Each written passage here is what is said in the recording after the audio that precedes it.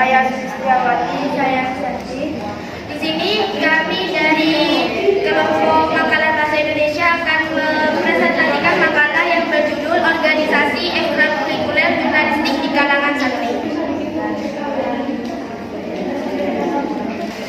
Latar belakang masalah. Pembinaan sebagai bentuk pengembangan minat dan bakat baik yang berhubungan di bidang pendidikan melalui sebuah organisasi ekstrakurikuler. Kegiatan ekstrakurikuler merupakan bagian dari pendidikan luar kelas yang mempunyai tujuan untuk mengembangkan minat dan bakat siswa agar terasa. Kegiatan ekstrakurikuler yang beragam tersebut dibutuhkan untuk membantu perkembangan kreativitas, menambah wawasan pengetahuan dan pengalaman yang didapatkan dari kegiatan ekskul, khususnya jurnalistik, serta mengembangkan bakat minat dan kemampuannya. Pendidikan luar sekolah erat hubungannya dengan dunia kita. Ini pula yang dilakukan oleh Pondok Pesantren Nahdlatul Ulama dengan mengadakan organisasi jurnalistik terhadap santri yang mempunyai bakat minat dalam menulis. Menulis adalah salah satu pekerjaan yang dianggap sulit, membosankan dan menakutkan. Hal ini dialami oleh sebagian orang ketika dimintai laporan, karya ilmiah, teks cerita fiksi dan non-fiksi, dan lain sebagainya.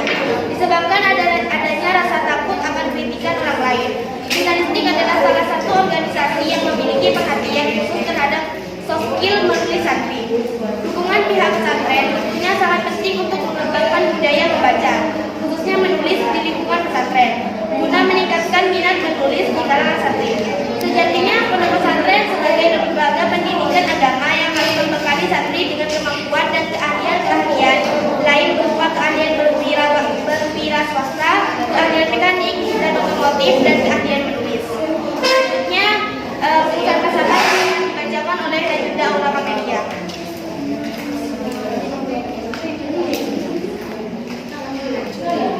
Baik, saya akan membacakan putusan masalah. Berdasarkan latar belakang yang telah ditemukan, kami merumuskan beberapa masalah yang akan dibahas dalam makalah kami, yaitu 1. Apa pengertian jurnalistik secara umum dan menurut para ahli? 2. Apa sejarah jurnalistik? 3. Apa saja ciri-ciri pembagian, karakteristik bahasa, serta manfaat jurnalistik? Yang keempat, apa yang menjadi faktor pendukung dan penambah? Baik, saya berikan kepada Siswati. Tujuan makalah kita pertama kali ini adalah 1. Untuk mengetahui pengertian jurnalistik secara umum dan menurut para ahli. Untuk mengetahui sejarah jurnalistik. 3. Untuk mengetahui apa saja ciri-ciri pembagian, karakteristik bahasa serta manfaat jurnalistik. 4. Untuk mengetahui faktor pendukung dan penghambat jurnalistik. Baik, kegunaan makalah yang akan dijelaskan oleh jurnalistik.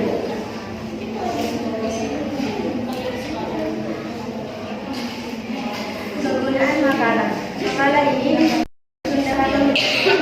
baik secara teoritis maupun secara praktis. Secara teoritis, makalah ini berguna sebagai pengembangan tentang media pembelajaran pengetahuan berbasis teknologi. Secara praktis, makalah ini diharapkan bermanfaat bagi 1. Penulis sebagai wahana penambah pengetahuan tentang jurnalistik, sejarah dan hal yang menyangkut tentang jurnalistik. 2. Pembaca atau guru sebagai media pembelajaran bahasa Indonesia dalam materi jurnalistik. Baik, akan disampaikan dalam Selanjutnya, saya akan membahas tentang pengertian jurnalistik. Secara bahasa, jurnalistik adalah hal yang menyangkut kewartawanan dan persuat kabaran dan seni kejuruan yang bersangkutan dengan pemberitaan dan persuat kabaran. Jurnalisme diartikan sebagai the activity or profession of writing for newspaper, magazine, or news website or preparing news to be broadcast, atau aktivitas atau profesi penulisan untuk surat kabar, majalah atau situs web berita, atau menyiapkan berita untuk disiarkan. Dengan demikian, secara praktis, jurnalistik dapat didefinisikan sebagai berikut. Jurnalistik adalah pengumpulan bahan berita, pelaporan peristiwa, putusan berita, penyuntingan naskah berita, dan penyajian atau penyebar luasan berita melalui media. Definisi jurnalistik di atas seperti dikemukakan oleh Nolan dalam buku Understanding Magazine. Jurnalistik adalah pengumpulan, penulisan, penafsiran, pemrosesan, dan penyebaran informasi umum, pendapat, pemerhati, hiburan umum secara sistematis dan dapat dipercaya untuk diterbitkan pada surat kabar, majalah, dan disiarkan. Baik, definisi jurnalistik menurut berbagai ahli yang akan dibawakan oleh Nahida Aurora.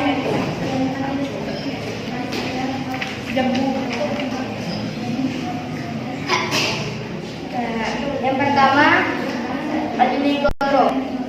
Dalam buku komunikasi jurnalistik yang diterbitkan pada tahun 1984, Adinegoro mendefinisikan jurnalistik sebagai sebuah kepandaian dalam hal mengarang yang tujuan pokoknya adalah untuk memberikan kabar atau informasi pada masyarakat umum secara mungkin dan tersiar seluas mungkin. Menurut Adinegoro, jurnalistik mempelajari seluruh bentuk penyiraan berita dalam berbagai media, termasuk juga dalam teater, film, atau rapat. Yang kedua, Muiz berpendapat bahwa cukup banyak definisi tentang jurnalistik. Namun, secara umum definisi tersebut memiliki kesamaan, yaitu kemasukan unsur media massa, penulisan berita, dan waktu yang tertentu. Selanjutnya saya kasih ke Sulistiawati. Yang ketiga, Azad Samsul Morobe. Dalam buku jurnalistika Bahwa yang diterbitkan pada tahun 2003, Azad mengungkapkan bahwa jurnalistik merupakan sebuah proses kegiatan dalam mengolah, menulis, dan menyebarluaskan berita dan atau opini melalui media massa. Yang keempat, Astrid Susanto. Dalam buku Komunikasi Bahasa pada tahun 1986, Astrid Susanto memberikan pengertian jurnalistik sebagai suatu kegiatan yang dilakukan seseorang dalam mencatat dan melaporkan, serta menyebarkan informasi kepada masyarakat umum. Informasi yang dimaksud berkenaan dengan kegiatan sehari-hari. Hidayah berpendapat bahwa jurnalistik merupakan suatu kegiatan komunikasi. Kegiatan komunikasi ini dilakukan dengan cara menyiarkan berita atau ulasan, berupa ulasan peristiwa atau kejadian sehari-hari yang aktual dan faktual. Penyiaran berita dilakukan dalam waktu yang singkat-singkatnya. Baik, yang nomornya akan dijelaskan oleh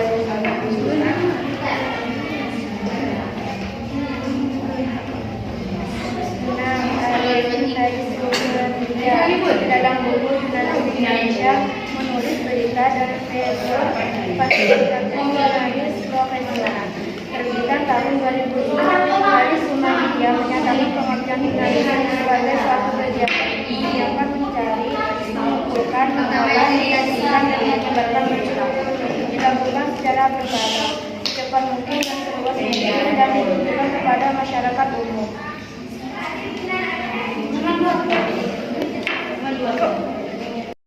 Baik, di sini saya akan menjelaskan tentang sejarah jurnalistik. Banyak literatur yang membahas perkembangan jurnalistik dari zaman ke zaman. Singkatnya, selama ini berbagai sumber literatur tentang sejarah jurnalistik senantiasa merujuk pada Akta Diurna. Pada zaman Romawi kuno, pada masa pemerintahan Kaisar Julius Caesar 100 sampai 44 sebelum Masehi. Akta Diurna yakni papan pengumuman atau sejenis majalah printing atau papan informasi sekarang. Diyakini sebagai produk jurnalistik pertama, media massa atau surat kabar harian pertama di dunia. Hingga Julius Caesar pun disebut sebagai bapak pers dunia.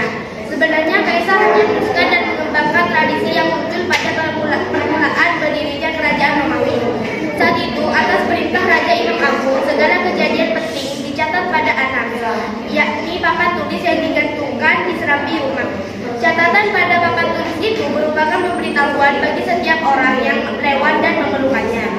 Saat berkuasa, Julius Caesar memerintahkan agar hasil sidang dan kegiatan para anggota senat setiap hari diumumkan pada Akta Diurna.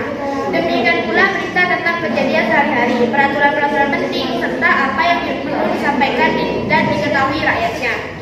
Papan pengumuman itu dipasang di pusat kota yang disebut Forum Romanum atau Stadion Romawi untuk diketahui oleh umum. Berita di Akta Diurna kemudian tersebar luaskan. Saat itulah muncul para jurnali, yakni orang-orang yang bekerja membuat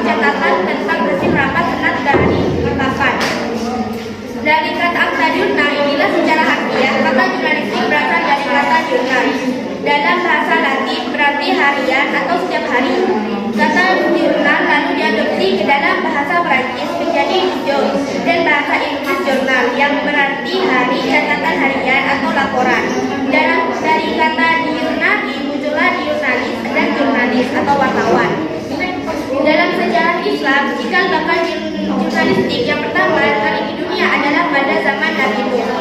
Saat banjir besar melanda kaumnya, Nabi Nuh berada di dalam kapal beserta sanak keluarga, para pemuja soleh dan segala macam hewan. Untuk mengetahui apakah air bah sudah surut, Nabi Nuh mengutus seekor burung dara keluar kapal untuk memantau keadaan air dan kemungkinan adanya makanan. Sang burung dara yang melihat daun dan ranting pohon zaitun yang tampak muncul ke permukaan air. Ranting itu pun dipatuk dan dibawanya pulang ke kapal. Nabi Nuh pun berkesimpulan air bah sudah mulai surut. Kabar itu pun disampaikan kepada seluruh penumpang kapal. Atas dasar fakta tersebut, Nabi Nuh dianggap sebagai pencari berita dan penyiar kabar pertama kali di dunia. Kapal Nabi Nuh pun disebut sebagai kantor berita pertama di dunia. Karakteristik bahasa. Di dalam jurnalistik terdapat karakteristik bahasa gunanya untuk membuat bahasa yang ada dalam jurnalistik menjadi lebih baik lagi. Terdapat juga jenis jurnalistik dan manfaat mempelajari jurnalistik. Berikut ini pembahasannya. A. Karakteristik bahasa. 1. Sederhana. Sederhana berarti selalu mengutamakan dan memilih kata atau kalimat yang paling banyak diketahui maknanya oleh khayalan pembaca yang sangat heterogen. 2. Singkat. Singkat berarti langsung ke pokok masalah. 3. Padat. Setiap kalimat yang paragraf yang ditulis memuat banyak informasi penting dan menarik untuk khayalan pembaca. 4. Tugas. Tugas berarti tegas, tidak ambigu. 5. Jelas. Jelas berarti mudah ditangkap, maksudnya tidak bau dan kabur. 7. Menarik. Bahasa jurnalistik harus menarik. Menarik artinya mampu membangkitkan minat dan perhatian membaca, memicu selera membaca buku. Yang kedelapan, pilih kata atau diksi yang tepat. Pilih kata atau diksi yang tepat yaitu kalimat yang disusun tidak hanya produktif, tetapi juga tidak elur dari asas efektivitas. Yaitu setiap kata yang dipilih harus tetap dan akurat sesuai dengan tujuan pesan pokok yang ingin disampaikan kepada khalayak. Saya kasih Miss Listiawati. Baik, saya akan menjelaskan tentang pembagian jurnalistik. Berdasarkan media, jenis jurnalistik dibagi menjadi 3 kategori. 1. Jurnalistik data, yaitu jurnalistik yang menggunakan media massa cetak sebagai media publikasi surat kabar atau koran, tabloid majalah. 2. Jurnalistik elektronik, yaitu jurnalistik yang menggunakan media elektronik sebagai media publikasinya, radio, televisi, dan film. Jurnalistik elektronik dibagi lagi menjadi 3. 1. Jurnalistik radio, program berita di radio siaran. 2. Jurnalistik televisi, program berita di televisi. 3. Jurnalistik film, pemberitahuan melalui film. 3. Jurnalistik online, yaitu jurnalistik yang menggunakan internet sebagai media publikasi yang dikenal dengan sebutan media umum, media daring, media siber, situs berita atau portal berita. C. Manfaat jurnalistik. 1. Berpikir holistik. 2. Berpikir kreatif. Seorang jurnalis bisa berpikir kreatif, misalnya mengulas berita dari segi lain yang lebih unik. 3. Berpikir kritis analisis. Apa yang ia lakukan adalah mencari validasi informasi, yaitu kronologi, dengan menggali informasi dari sumber lain, melakukan observasi dan studi literatur. 4. Melatih rasa ingin tahu dan empati. Jurnalis yang baik untuk punya rasa ingin tahu tinggi pada semua hal. 5. Membuat percaya diri. Dia harus mencoba dan melakukan pengamatan pada sumber berita, kemudian bertanya. Hal seperti ini bisa membantu kamu dalam menjalin relasi yang meningkatkan rasa percaya diri. 6. Menjalin hubungan baru. Dia harus bertemu banyak orang baru, menggunakan kehadirannya atau kenalannya untuk bercerita serta harus bisa menjalin relasi baik. Untuk objektif seorang jurnalis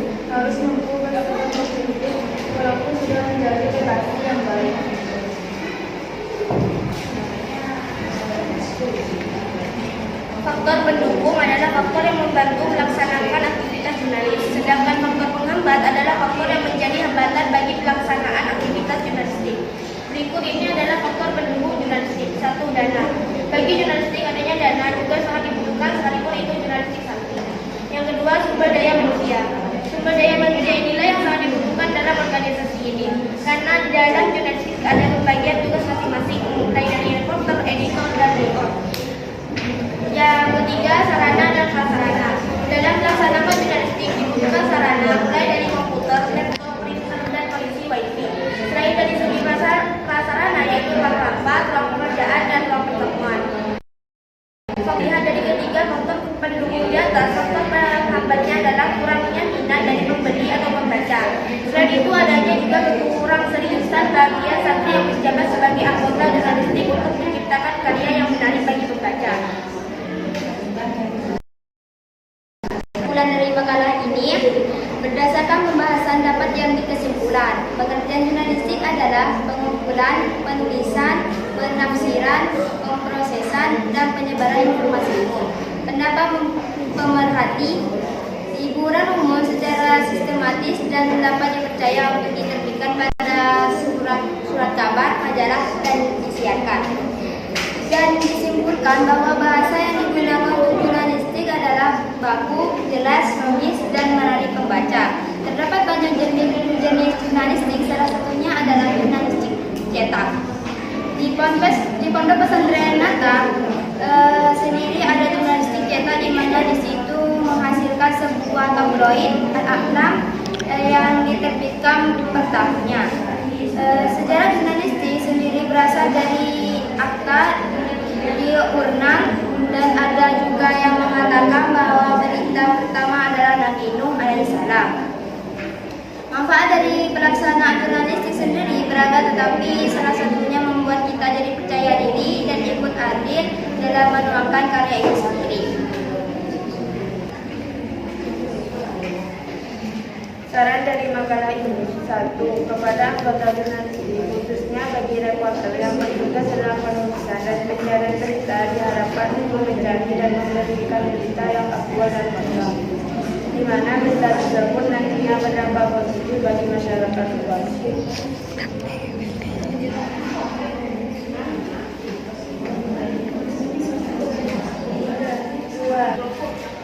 2. Kepada santri meningkatkan semangat dalam menulis dan berkarya agar bisa bermanfaat bagi negara. 3. Kepada masyarakat meningkatkan kesadaran dalam memilih berita yang mana yang asli atau hoax. Baik, dari penjelasan maka ini apakah ada yang mau bertanya? Ada. Jadi saya mau bertanya, kan tadi membahas tentang organisasi jurnalistik. Manfaat kita mengikuti organisasi tersebut itu apa? Apa saja yang karakteristik jurnalistik?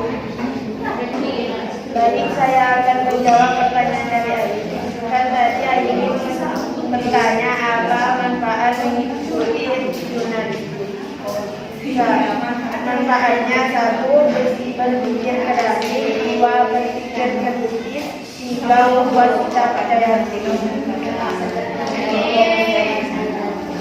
Baik, saya akan menjawab pertanyaannya dari Fatih. Pertanyaannya tadi, apakah karakteristik jurnalistik? Yaitu sederhana, singkat, padat, ringkas, jelas, menarik, dan diksi. Sekian presentasi dari kami, kurang lebihnya mohon maaf. Assalamualaikum warahmatullahi wabarakatuh. Waalaikumsalam.